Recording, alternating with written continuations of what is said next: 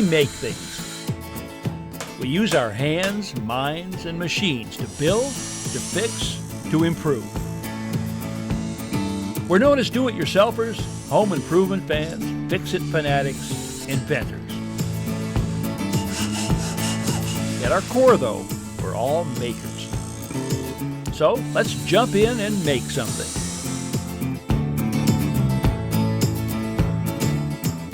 Hi, I'm Ron Hazelton. Welcome to the show. Today I'm going to use the newest tool in my shop, a 3D printer, to make a wall shelf. We're going to see up close and personal just how these amazing machines work and what they're capable of. Next, we'll replace an overhead fluorescent light fixture. Perhaps not the most exotic DIY project, but always a good skill set to have in our home improvement repertoire. Finally, we'll add a pickled whitewash finish to a small corner cabinet. A nice antique look that adds interest and color while allowing interesting wood grain to show through.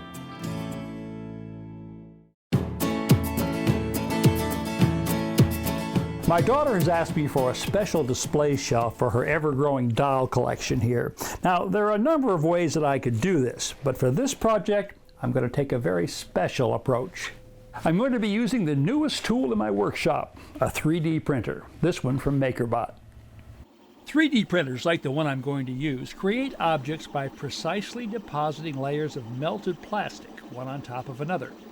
In much the same way, this hot melt glue gun might add one layer of molten material on the layer below.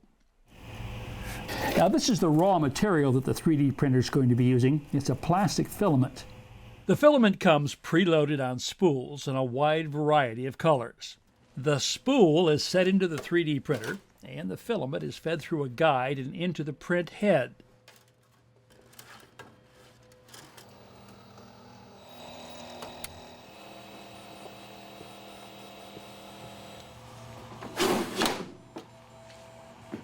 I'm going online to a website called Thingiverse, where there are tens of thousands of designs that I can download, and I'm going to look through here and see what I can find in a shelf, a wall shelf. There's something. That looks very promising right there. Now that looks like it's made with the 3D printed end brackets and then wooden dowels for the actual shelf. So what I'm going to do now is download this design from the internet. Now I'm opening the MakerBot software and I'm importing that file that I downloaded from the internet, and you can see it here as I bring the brackets in. There's the first one, there's the left bracket right there. I'm going to set it on the build platform, and now I'll bring in the right bracket, set that on too. Now I can choose the view, whether I want to see this from the top or the front or side. So I'm going to take a look at it from the top to be sure that I've got these positioned where I want them on the build plates. I can move them around. Now I'm going to export that MakerBot file to a thumb drive, which I'll put in the computer here. There we go. I'm saving it on the thumb drive. Okay, now it's finished saving, so I'm going to remove the thumb drive. Take it over here and insert it into the 3D printer. Now I'll choose the print option from the printer menu, select the file, and tell the machine to begin printing. From here forward, the printer is pretty much on its own. In this case, it will need several hours to complete the project. In the meantime, I'm free to do something else. Here's the entire job from start to finish. When the print is complete, I lift it from the build platform and break off the raft, a plastic base that provides temporary support and helps ensure that the distance between the build platform and the nozzle remain consistent. Well, I've got my brackets. Now I'm going to spend a little bit of time cleaning these up and then start assembling the shelf. Any surface irregularities can be smoothed using medium grit sandpaper. 6 3/4-inch dowels will create the shelf surface. I'll want these cut to precisely the same length. Now there are a couple of ways to accomplish this. I can square the ends, tape the dowels into a bundle, then measure, mark, and cut them all at once.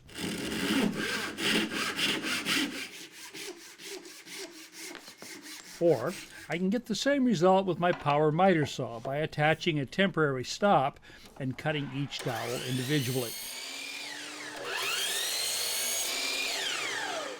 I'm going to test assemble the unit by first tapping the dowels into one bracket.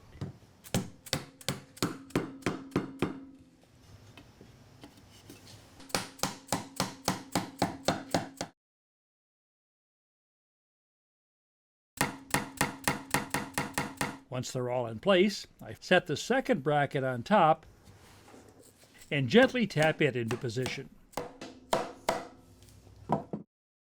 Well, everything's looking good. Since my daughter has a definite color scheme going in her room, I disassemble the unit and spray the brackets and dowels using an aerosol paint that's labeled as plastic friendly.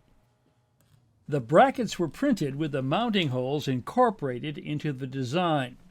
I'm going to attach the shelf using these flip-out wall anchors from Toggler. After I've marked the bracket location, it's a matter of drilling a 1/4-inch hole, inserting the anchor, and then driving in the screw. Well, the dolls seem to be happy with their new home, and my daughter is quite pleased with this decorative addition to her room, especially knowing how it was made. Using a different color scheme, the same shelf also works well in the dining room. In fact, even unfinished, it adds a nice decorative touch, in this case, to the kitchen. Well, this may be one of my first 3D printed projects, but it won't be my last. There's an exciting future ahead for this technology, especially in home improvement. Kimberly Bauer lives near the Washington coastline in a place called University Place. Now, one of the things she loves about her kitchen is that she can stand at the sink and actually watch eagles soaring over the waters of Puget Sound. What she doesn't like, though, is the lighting. It's a relic from the past. So I've agreed to help her brighten things up with some new fixtures. Here we come, Kimberly. Hey, Kim. Good morning, Ron. How are you? Welcome. Oh, what a nice sign. Thank you so much for that. you. You know, I couldn't help but notice driving up here, the views are spectacular from up here. Come on and let me show you. Yeah, you got more? While her husband's at work, Kim is going to install the new fixtures herself with a little coaching. Wow, look at this view out here. Huh? I did this just standing here looking at that view. So this is the light fixture up here, huh? Yes, it is. Right out of the 60s. Yes. Well, listen, let's get started on this. I want to begin by turning off the power. Where's the circuit breaker? It's right out this way. Okay, in the garage? Yes. All right. Okay, the power's off. Just take one step up on the ladder here, and I want you to unscrew that center nut right there, the round one. Just reach up with your fingers. There you go. Is it loose? Mm-hmm. Now, see those two red wire nuts? Yep. Ease those out. Kim unscrews the wire nuts, which secure the wires in the fixture to the household wiring coming out of the ceiling. All right, and then just pull that fixture right down. There you go. Okay, out with the old. Out with the old, in with the new. All right. Okay, so this is your new light fixture, and it's a 2-tube fluorescent. The first thing that I want to do is take out this little disc right here. That's where the wires are going to come through. So let me hand you a pair of pliers. I'm going to start by knocking it out a little bit from this end, just using a screwdriver. I'm just going to kind of hit this. All right. Now, if you'll take the pliers, okay, now give it a twist. Twist it back and forth, back and forth. There you go. Pop it right out. Great. All right, Kim, the disc is out there, but here's a problem. The edge of this is pretty sharp. So what I want to do right now is install this rubber grommet. You see it's got a groove right here along the side? Okay. So why don't you go ahead and do that? The grommet protects the wire's insulation from fraying on the sharp edges, one of the most common causes of short circuits and a potential fire hazard. All right, now, again, Kim, take one step up and feed those wires right through the grommet. This is just temporary for now, but I want to position this. Next, Kim and I position the fixture on the ceiling. Mark right there. Put the edge of the fixture right on that. Okay. Now I'm going to take an awl, and there are 2 holes here to screw this up. Let's make one mark right here. We use an awl to mark the ceiling through the fixture's mounting holes. This is where we're supposed to drill holes for toggle bolts. But something isn't quite right. Yeah. All right. Well, we got a problem up here. This is an acoustical tile ceiling. I thought it was glued right onto the wall board. Turns out it's not. There's a space up here of almost 6 or 7 inches from the acoustical tile to the floorboards in the attic. You can see it right there. So there's no way I can use a toggle bolt to attach the fixture here. What I'm going to have to do is find some wood up here. Now when they put this ceiling up, they actually put up furring strips, pieces of 1 by 2 like this, on top of the ceiling joists. There's going to be one at every joint right here. So what we're going to do is move over the holes in the fixture, line them up with this joint right here, and then we can attach that fixture with wood screws. We need to move that hole down 9 inches. We measure over from the original hole to where the joint between the tiles and the wood furring strips would be. I use a spring-loaded center punch to create a starter hole. Mark that I made, just drill all the way. Then I turn the power tools over to Kim to drill new mounting holes in the fixture.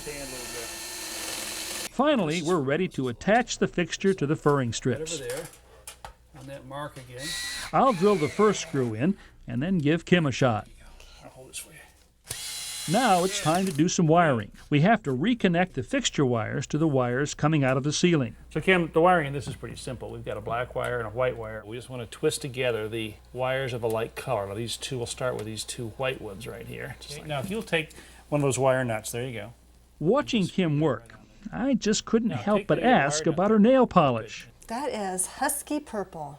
As in the team. University of Washington Husky football team, yes. I was in the Husky marching band for 3 No years. kidding. Performing in a marching band is a lot tougher than this job, so I knew Kim would be Bend just those back up fine. if you would. Okay, now I want you to kind of push the wires up. Just bend them like that. With the wiring out of the way, we're ready to install the This is a wooden frame. frame that's going to go around the fixture up here. We'll just slip it right over. Okay, and then there are a couple of screws that go right at the end here. Now we can snap in the cover that conceals the wiring and ballast. You notice there's some tabs on the back side here? That's right, just engage that one. Good. And then come around to the front side and snap it in. Kim was impressed by the fact that these fluorescent fixtures not only provide more light, but consume less electricity and last longer than her old incandescent bulbs. Okay. And when we install this diffuser, it'll cast a much softer light than typical fluorescents. There we go. One down and one to go. Looks good. I think you can do this one yourself. I think I can too. Okay, let me watch. Okay, let's go for it. A short time later, Kim had removed and replaced the second fixture as well. The before and after shots of her handiwork show what a difference good lighting can make. Now this is a new unfinished pine corner cabinet, and rather than paint or stain it a solid color, I want to put a pickled whitewash finish on here. The wood and grain underneath will actually show through a bit. It's easy to do. Here's how. First, I'll remove the doors and then get ready to do some sanding. This is a quarter sheet of 120 grit sandpaper that I'm folding into thirds. Notice how the sandpaper holds its shape this way and allows me to apply pressure evenly as I move it back and forth in the direction of the wood grain. The folded pad conforms easily to the rounded edges, yet works equally well on the flat panel faces. To sand the bevels on the edge of the raised panels, I wrap the paper around a piece of scrap wood. This allows me to sand up into the corners and keep a clean angle. For larger flat surfaces, an orbital or palm sander can speed things up.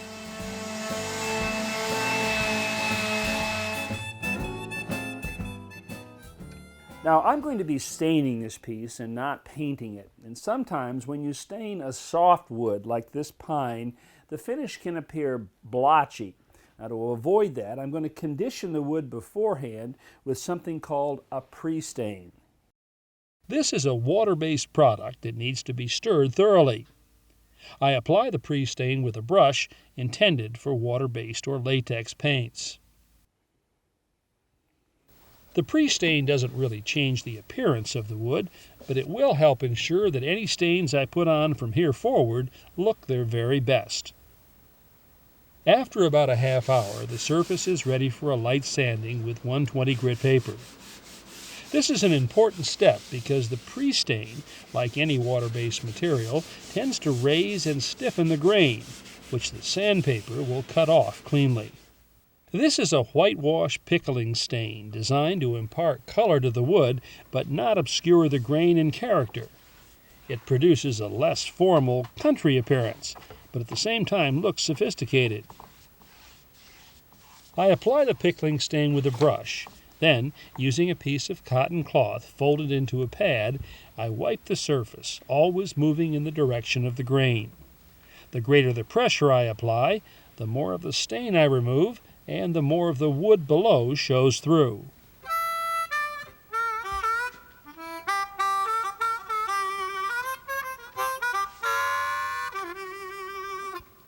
Whitewashing harkens back to the days of Mark Twain and Tom Sawyer. It's an easy finish to apply and can be very effective when it comes to blending varying background wood colors. Plus, it's a good bit of fun.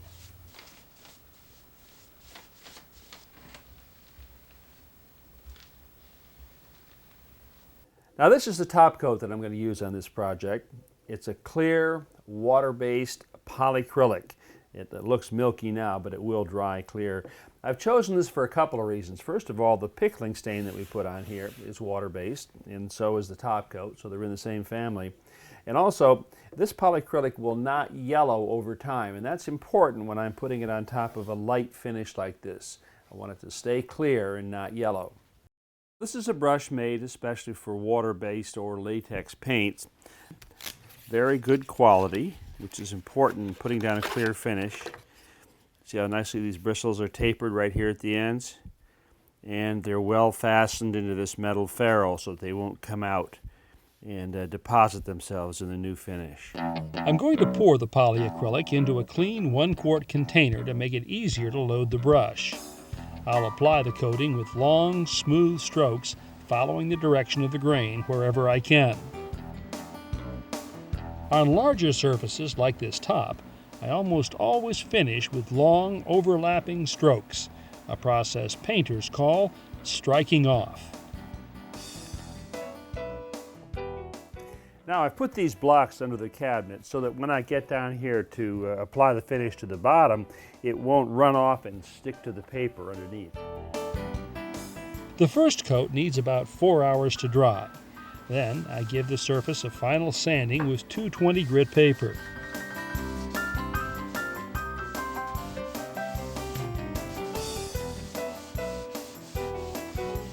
This sticky tack cloth is ideal for removing the powdery residue left by the sanding.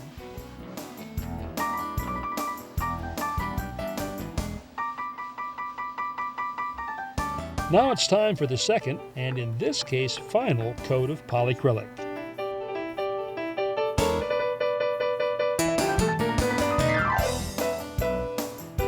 After everything dries thoroughly, I reinstall the doors and take the cabinet inside. To view today's projects again, visit ronhazelton.com. Step-by-step home improvement tips when you need them. Let Ron show you how to do it yourself.